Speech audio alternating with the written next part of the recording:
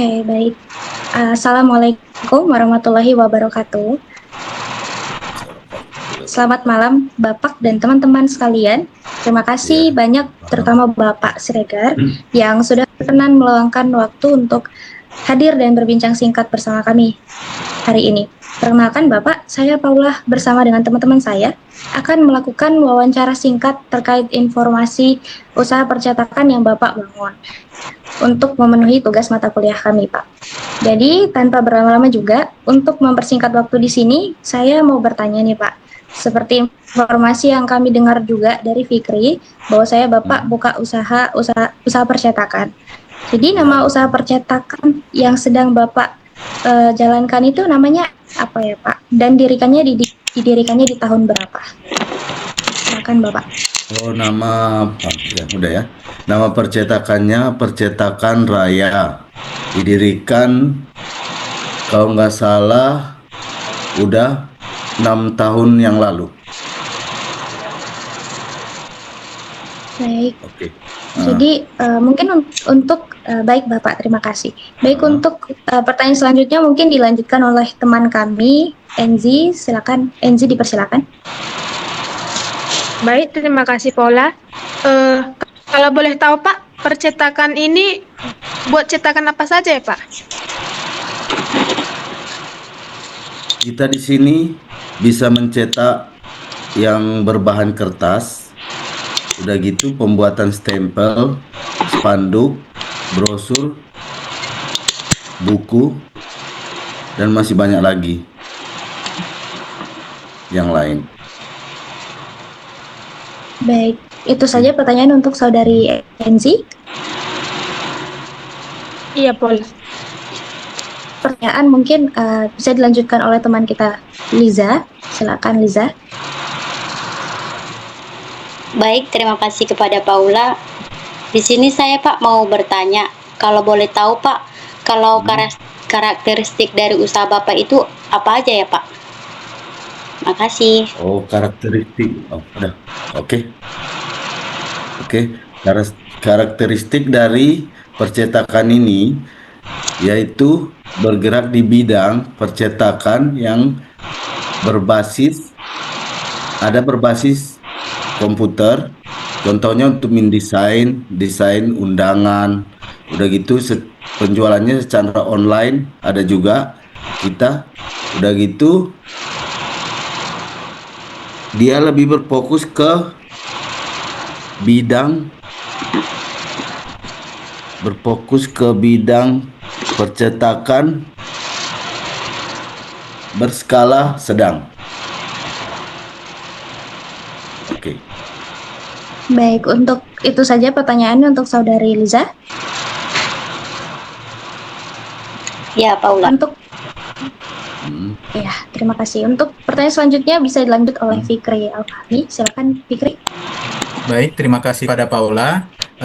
Pertanyaan saya yaitu kepada Ayah, yaitu eh, untuk lokasi percetakan ini berletak di mana ya? Lokasi percetakannya terletak di Jalan Ampel, Kesawan. Tepatnya di Oke, nomor 127. oke, oke. Baik, langsung untuk visi dan misi dari usaha Ayah ini apa ya, Pak? Ya, Isinya, pertama menyediakan lapangan pekerjaan untuk masyarakat yang membutuhkan pekerjaan. Terus misinya memberikan layanan berbasis percetakan dengan hasil yang berkualitas, tepat waktu, dan sesuai dengan keinginan pelanggan. Berkontribusi pada usaha khususnya percetakan untuk menyediakan produk yang inovatif namun harga yang terjangkau. Oke. Baik, terima kasih untuk jawabannya Bapak. Itu saja jawaban pertanyaan untuk dari saudari Fikri. iya Paula. Baik, untuk karena sudah terjawab semua pertanyaannya dengan jelas oleh Bapak Siregar. Jadi sekian untuk informasi usaha percetakan yang dikelola oleh Bapak Siregar. Sekali lagi kami ucapkan terima kasih banyak ya Pak, udah bisa meluangkan waktu kepada kami hari ini. Selamat sama-sama. malam semuanya. Selamat malam. Terima kasih.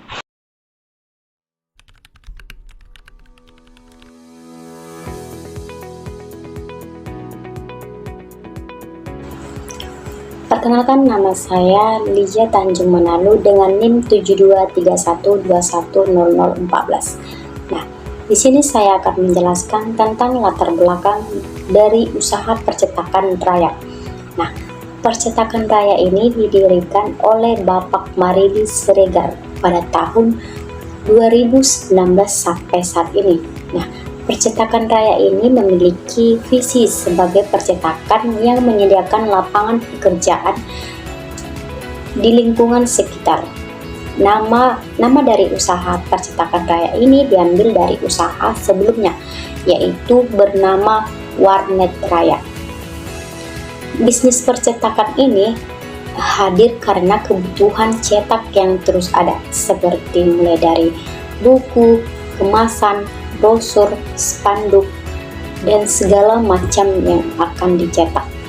Nah, produk yang dihasilkan oleh usaha percetakan Raya ini yaitu seperti ada spanduk, undangan, buku, sablon, ex-banner, yasin, stempel, bonfaktur, kemasan, dan lain-lain.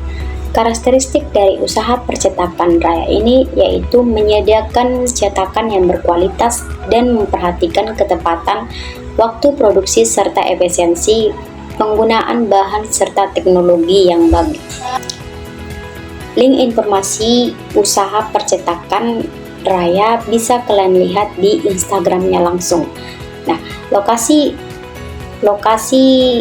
usaha percetakan Raya ini yang berada di Jalan Ampel nomor 127, Kesawan, Kecamatan Medan Barat, Kota Medan.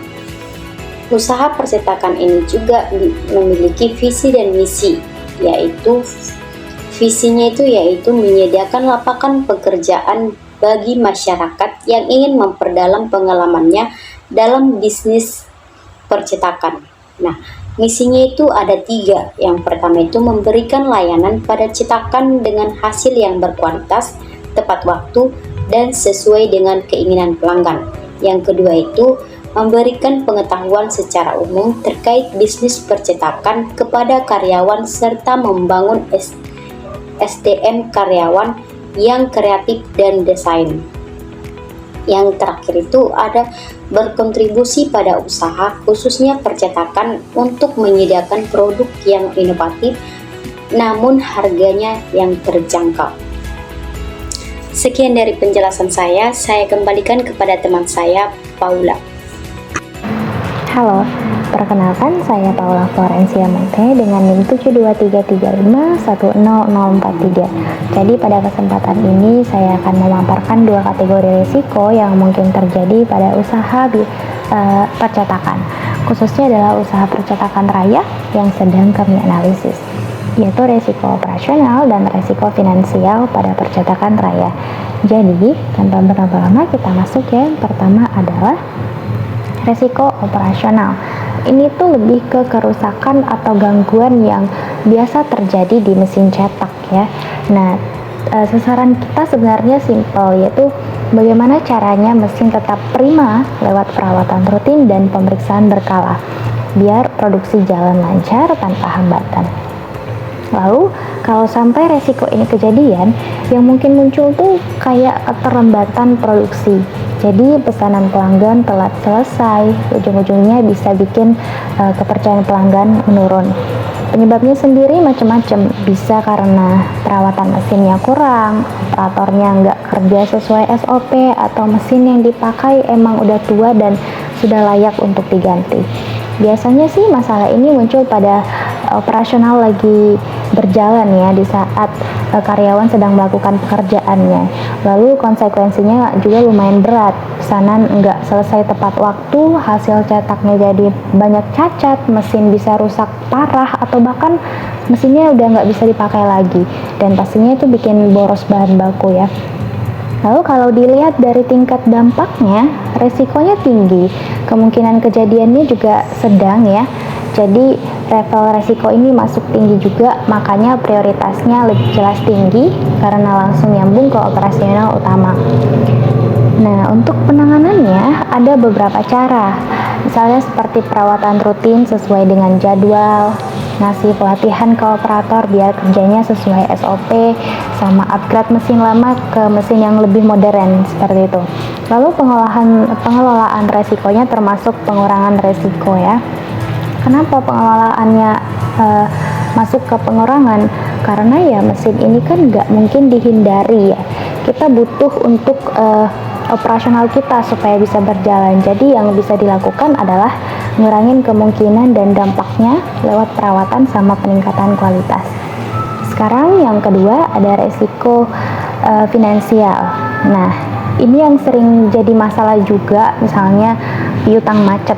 Targetnya di sini yaitu biar arus kas lancar dengan cara bikin sistem penagihan yang efektif, sama ngecek dulu apakah pelanggan ini benar-benar layak diberi kredit atau enggak. Kalau resiko ini kejadian, dampaknya bisa ganggu banget. Operasional bisa ketahan karena nggak ada dana, terus keuntungan juga jelas turun. Penyebabnya biasanya karena pelanggan nggak disiplin bayar ya, mandek buat membayar tagihannya gitu. Lalu resiko ini biasanya muncul pas konsumen nggak bisa nempatin perjanjian pembayaran di awal. Konsekuensinya lumayan berat ya, karena perusahaan bisa rugi, kesulitan bayar gaji karyawan, bahkan kalau lama-lama dibiarkan bisa sampai bikin usahanya bangkrut. Lalu dari segi dampak, ini juga tinggi ya, kemungkinannya sedang, jadi sama kayak tadi level resikonya tinggi dan prioritasnya juga tinggi karena ini nyangkut langsung ke keuangan. Lalu cara ngatasinnya bisa dengan rutin nagih sesuai dengan jadwal atau pakai sistem pembayaran yang kasih insentif biar orang lebih cepat bayar, contohnya metode 2/10 net 30 dan kasih denda buat pelanggan yang telat, dan supaya mereka agak terdorong ya, takut untuk supaya disiplin untuk membayar. Lalu pengelolaan resikonya masuk ke penghindaran. Kenapa? Karena sebenarnya kita bisa banget menghindari piutang macet sejak awal. Caranya bikin aturan pembayaran yang jelas, minta DP atau pembayaran di muka, atau seleksi dulu pelanggan mana yang aman dikasih kredit ya. Jadi resikonya bisa dicegah benar-benar dari awal, nggak cuma dikurangi aja. Jadi kesimpulannya, kalau resiko operasional ini lebih cocok dikelola dengan pengurangan, karena mesin ini memang nggak bisa dihindari, tapi bisa diminimalisir dampaknya. Sedangkan untuk resiko finansial lebih cocok dengan penghindaran ya, karena piutang macet ini sebenarnya bisa kita cegah dengan sistem pembayaran yang jelas dari awal. Nah, jadi segitu dulu penjelasan dari aku. Selanjutnya untuk resiko, strategi, dan kecurangan pada percetakan raya akan dijelaskan oleh rekan kami, Fikri Al-Fahmi. Terima kasih. Perkenalkan, nama saya Fikri Al-Fahmi Siregar dengan NIM 7233210010. Baik, terima kasih kepada Paula yang telah menjelaskan materinya. Selanjutnya saya akan menjelaskan risiko selanjutnya, yaitu risiko strategi. Nah, risiko strategi ini berupa persaingan pada harga yang tinggi di bisnis percetakan. Sasaran terjadinya adalah menjaga kepercayaan pelanggan dengan menstabilkan harga yang tinggi, dengan kualitas dari layanan yang diberikan juga tinggi. Yang mungkin terjadi dari risiko strategi ini adalah konsumen akan memilih pindah ke usaha percetakan lain karena harga yang ditawarkan itu rendah. Hal ini disebabkan karena kenaikan harga bahan baku yang tinggi akibat terjadinya inflasi. Risiko ini terjadi tidak menentu, tergantung dari kebijakan yang berlaku dan keadaan ekonomi saat itu. Nah, konsekuensi dari risiko ini adalah keuntungan dari perusahaan yang menurun, kemudian pelanggan yang memilih untuk pindah ke percetakan lain, dan citra dari perusahaan akan juga turut menurun. Selanjutnya yaitu adalah penilaian risiko. Dari risiko strategi tersebut, penilaian risikonya adalah dari tingkat konsekuensi dampak, yaitu tinggi karena pengaruh yang diberikan pada usaha itu besar, serta tingkat kemungkinan terjadi pada usaha itu rendah karena sangat jarang terjadi. Kemudian untuk level risikonya adalah sedang, dan tingkat prioritas pada risikonya itu sedang karena mengikuti dengan level risikonya.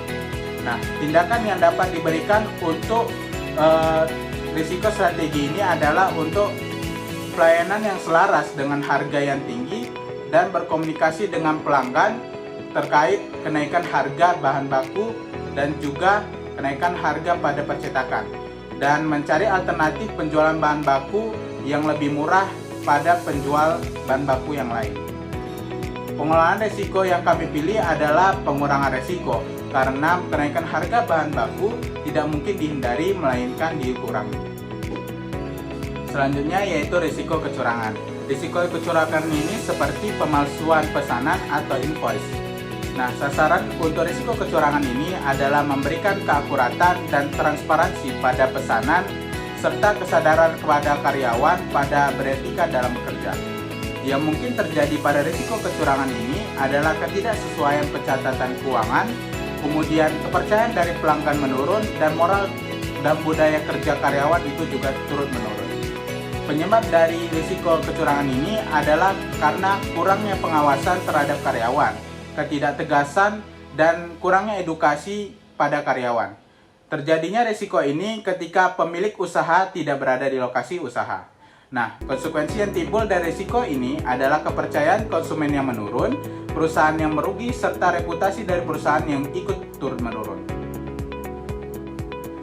Selanjutnya yaitu penilaian risiko. Penilaian risiko untuk risiko kecurangan adalah tingkat konsekuensi dan dampaknya itu tinggi karena sangat berpengaruh pada keberlangsungan usaha, dan tingkat kemungkinan terjadinya itu rendah karena sangat jarang terjadi. Sehingga level risikonya adalah sedang dan juga tingkat prioritasnya adalah sedang, yang karena mengikuti level risiko. Tindakan mengatasi risiko yang terjadi pada risiko kecurangan adalah dengan menaruh CCTV untuk mengawasi karyawan, melakukan sistem pencatatan pesanan melalui sistem digital, dan memberikan edukasi kepada karyawan. Sehingga pengelolaan risiko adalah pengendalian risiko, karena pemalsuan pesanan tidak dapat dihindari dan dikurangi, akan tetapi dikendalikan. Baik, materi selanjutnya akan dilanjutkan oleh saya sendiri, Enja Natasha Brusumbiring, dengan nomor NIM 7231210013. Materi selanjutnya yaitu tentang risiko kepatuhan atau pelanggaran hak cipta. Sasaran risiko kepatuhan ini yaitu untuk memastikan seluruh kegiatan percetakan mematuhi aturan hukum yang ada dengan hanya mencetak materi yang memiliki izin resmi hak ciptanya. Apa yang mungkin terjadi dengan risiko kepatuhan ini? Kemungkinan terjadi dengan risiko kepatuhan ini terdapat 3 kemungkinan, yaitu yang pertama itu ada pelanggaran hak hukum terkait penyalahgunaan hak cipta. Yang kedua itu reputasi perusahaan rusak. Dan yang terakhir atau yang ketiga itu ada sanksi hukum. Apa penyebab terjadinya risiko kepatuhan? Penyebabnya itu yaitu ketidaktahuan dan kelalaian atas cetakan yang tidak dikonfirmasi kembali terkait izin dalam mencetak materi tersebut. Kapan terjadinya risiko kepatuhan ini? Mungkin saja saat menerima pesanan cetak dari konsumen. Deskripsi konsekuensinya yaitu seperti terkena yang pertama itu ada denda atas pelanggaran hak cipta, dan yang kedua itu hubungan mitra bisnis dari percetakan lain akan berkurang dikarenakan pelanggaran hak cipta yang dilakukan. Dan yang ketiga atau yang terakhir, dalam jangka panjang beresiko pada pencabutan izin usaha percetakannya karena pelanggaran pada hak cipta tersebut. Pengelolaan risiko pada tingkat prioritas pada risiko kepatuhan tergolong rendah. Tindakan penanganan risiko pada risiko kepatuhan dapat dilakukan, yaitu yang pertama, mewajibkan konfirmasi dan bukti izin hak cipta dari pelanggan sebelum menerima pesanan cetak. Yang kedua, memberikan pelatihan rutin kepada staf tentang regulasi dan pentingnya kepatuhan hak cipta. Dan yang ketiga, yaitu menyusun SOP penerimaan order yang mencakup pemeriksaan hak cipta secara ketat. Dan yang terakhir itu atau yang keempat, pengelolaan risikonya, yaitu penghindaran risiko. Selanjutnya kita masuk ke penilaian risiko. Yang pertama, tingkat konsekuensinya atau dampak yang terjadi adalah sedang.